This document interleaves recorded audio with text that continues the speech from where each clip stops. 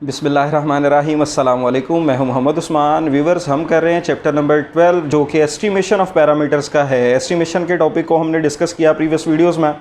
Estimation को define किया हमने कि एस्टिमेशन है क्या। पॉपुलेशन पैरामीटर्स जो कि अननोन हुआ करते हैं उनके बारे में सैम्पल इन्फॉर्मेशन की बेस पे कुछ ना कुछ एस्टिमेट कर लेना, ये सारे का सारा प्रोसीजर एस्टिमेशन है। फिर हमने इसकी मुख्तलिफ टाइप्स की बात की जिसमें हमने दो मेजर टाइप्स का जिक्र किया, पॉइंट एस्टिमेशन और इंटरवल एस्टिमेशन। और पॉइंट एस्टिमेशन के बारे में हमने जिक्र किया कि एक सिंगल वैल्यू एस्टिमेट करने का प्रोसीजर ये पॉइंट एस्टिमेशन है। और ये इसमें जो हम सैम्पल स्टेटिस्टिक यूज़ करते हैं सिंगल वैल्यू को एस्टिमेट करने के लिए, ये पॉइंट एस्टिमेटर है। और उसके बाद जो एक सिंगल न्यूमेरिकल वैल्यू हासिल हो जाया करती है ये हमारे पास पॉइंट एस्टिमेट कहलाती है।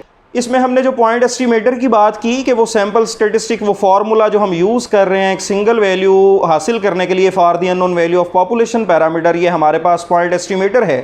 इस पॉइंट एस्टिमेटर की आज करैक्टरिस्टिक्स के बारे में बात होगी कि कौन कौन सी ऐसी करैक्टरिस्टिक्स हैं किसी भी पॉइंट एस्टिमेटर की जो अच्छी समझी जाती हैं।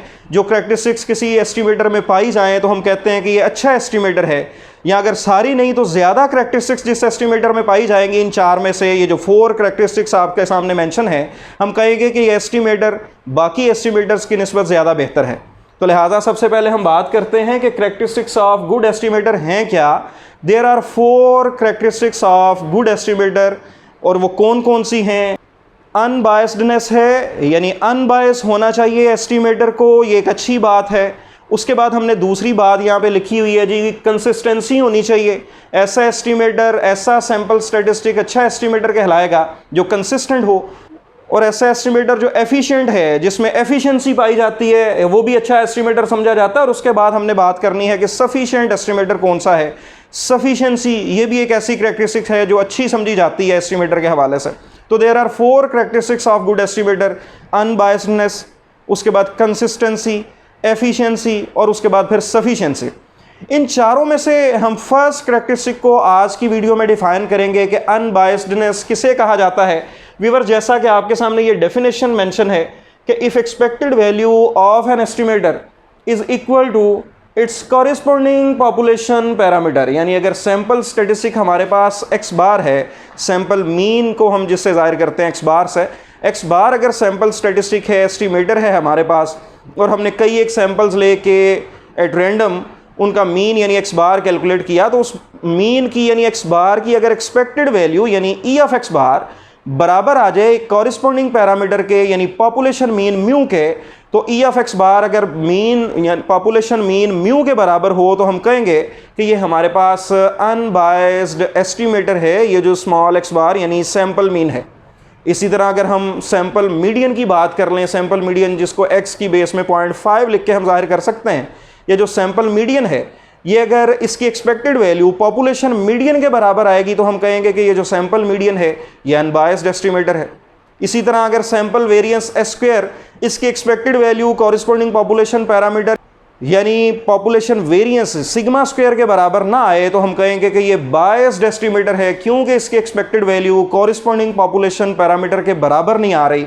तो लिहाजा बड़ा ही आसान है इसको समझना। हमने सैम्पलिंग के टॉपिक में भी इसकी प्रैक्टिस की होती है, हमने ई ऑफ एक्स बार को देखा होता है कि ये पॉपुलेशन मीन के बराबर है या नहीं। इसी तरह सैम्पल वेरिएंस की भी वहाँ पे हमने बात की हुई है। बहरहाल हम इस चैप्टर में जब ये सारी थ्योरी डिस्कस कर लेंगे फिर हम न्यूमेरिकली भी ये प्रूव करना सीखेंगे कि आया कि कौन से एस्टिमेटर्स जो हैं वो अनबायस्ड हैं और कौन से बायस्ड एस्टिमेटर हैं। तो लिहाजा इसकी डेफिनेशन को बड़ी गौर से आपने समझ लेना है, अंडरस्टैंड कर लेना है और याद कर लेना है।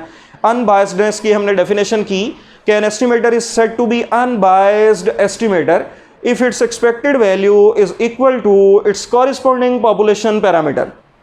और an estimator is said to be biased, यानी बायस्ड एस्टिमेटर होगा if its expected value is not equal to its corresponding population parameter, तो हम कहेंगे कि ये बायस्ड एस्टिमेटर है।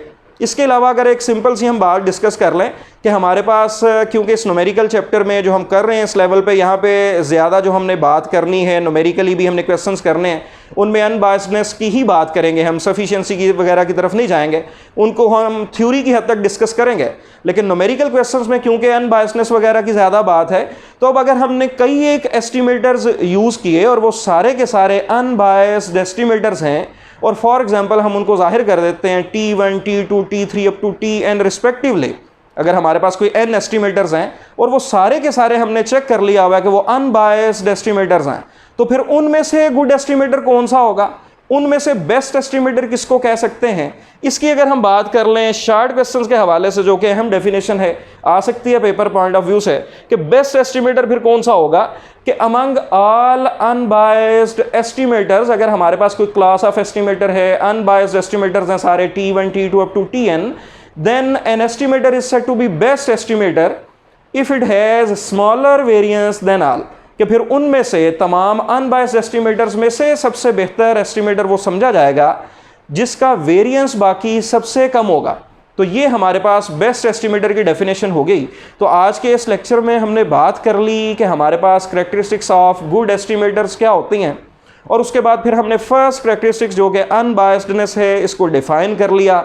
इसको मुख्तलिफ एग्जांपल्स की मदद से हमने समझा भी, sample mean, sample median, sample variance, इसी तरह सैम्पल प्रोपोर्शन की भी हम बात कर सकते हैं कि उसकी एक्सपेक्टेड वैल्यू बराबर होती है कॉरेस्पॉन्डिंग पॉपुलेशन पैरामीटर यानी पॉपुलेशन प्रोपोर्शन के, तो वो भी हमारे पास अनबायस्ड एस्टिमेटर कहलाता है। तो फिर हमने बात कर ली कि अगर अनबायस्ड एस्टिमेटर्स मौजूद हों उनमें से फिर किसको बेहतर कहेंगे, उसमें फिर हमने जिक्र कर लिया कि जिसका वेरिएंस सबसे कम है वो हमारे पास बेस्ट एस्टिमेटर कहलाएगा।